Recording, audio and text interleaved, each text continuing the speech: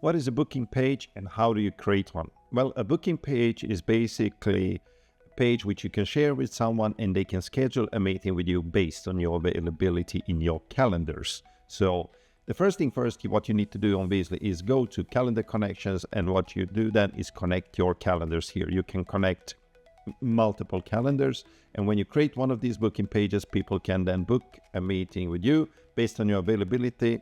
And then what we do is then we can check through all your calendars and see where's available time so these people can book meeting with you. How do you create one of these booking pages? Simply just hit create and go to a booking page, and here you can customize a few things. So the first thing first is what would you like to name this meeting? So for example, meeting with Menser.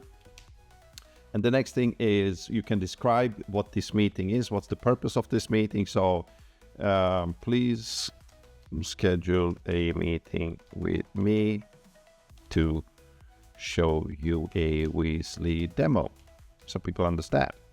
And the next thing is I can decide how long this meeting should be. So if I wanted maybe 30 minutes and hit done, and now you are finished. So that's it. So now I can preview my booking page and it looks like this.